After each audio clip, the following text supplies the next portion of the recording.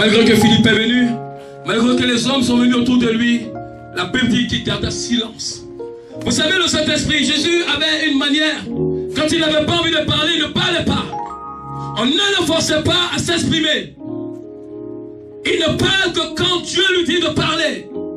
Ce qui permet de ne pas être distrait et d'être constamment comme une connexion divine. Il avait besoin d'être connecté avec son Père.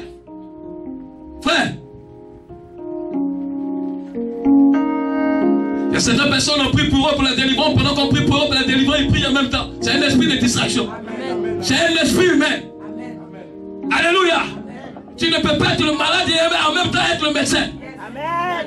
Amen. Oh, Dieu m'a dit, oui, Dieu m'a dit, tu vas te marier, tu vas faire ceci. Et demain, tu es en train de calomnier les gens. Dieu ne peut pas parler au travers de toi. Amen. Même l'esprit de Python prophétise. Amen. Vous le verrez à l'heure. Amen. Alléluia. Amen. Et c'était nombreux, Jésus pouvait s'arrêter pour parler avec eux. Ce temps qu'ils avaient n'était pas le temps où Dieu voulait disposer son Fils. Alléluia. Alors je peux dans la parole au verset 24. En vérité, je vous le dis, si le grain de blé qui est tombé en terre demeure, il reste seul. Voilà comment le Saint-Esprit, au travers de Jésus, peut nous parler quand nous insistons vraiment à le rencontrer. Puisqu'il a vu véritablement que la demande était tellement pressante, il aurait livré un proverbe. En fait, il cherchait à voir s'ils avaient une révélation. S'il y avait en eux ce désir de connaître ce qui est superficiel et d'aller dans la profondeur. Si une graine de blé demeure, elle ne peut produire. Amen. Il cherchait la connaissance. Jésus cherchait la profondeur. Amen. Il voulait la connaissance de Jésus, mais Jésus était appelé pour les choses profondes, pour les choses cachées, pour les choses révélées. Il n'avait pas le temps du superficiel. Il n'avait pas le temps des choses éphémères. Jésus allait pour des choses durables. As-tu une foi ce soir pour des choses durables? Ou as-tu une foi ce soir pour des choses éphémères? Sers-tu pour des choses superficielles ou pour des choses révélées? Jésus n'avait pas ce temps. Il aura simplement dit, est-ce qu'une graine, si elle meurt, quel est le but de cette graine? Elle doit produire. Il avait un but, c'est d'avancer. Il avait dit qu'il garda silence. Ils l'ont tellement pressé. Si tu ne veux pas avoir de problème, bien-aimé, dans ta foi chrétienne, il va s'en dire de garder le silence.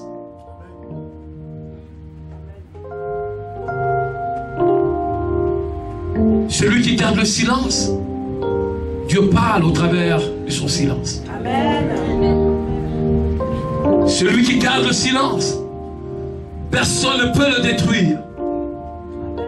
Celui qui garde le silence économise le temps.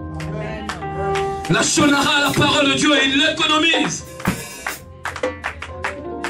Personne ne sait ta pensée, personne ne sait tes pensées, personne ne sait tes projets, et tu marches dans le silence. À Bethel, ils ont trouvé que Jésus était un peu compliqué. À Bethel, ils ont trouvé que Jésus était très difficile. Ils avaient pensé peut-être qu'en s'approchant de Philippe, ils pouvaient simplement s'approcher de Jésus. Frère, ce n'était pas le cas. Il y avait tout un mystère auprès du Seigneur. Amen. La volonté de son Père l'animait.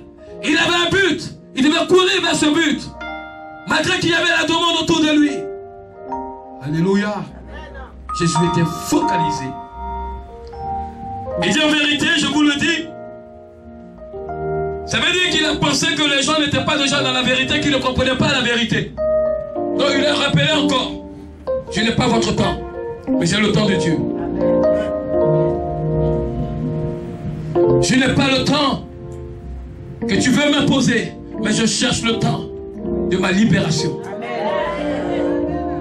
Je cherche le temps de mon élévation, le temps du rabaissement. Je n'ai pas ce temps, dit Jésus, au travers de tous ceux qui l'aimait, qui voulait le toucher, qui voulait parler avec lui, qui voulait communier avec lui. Il pouvait le faire, mais son père ne le permettait pas.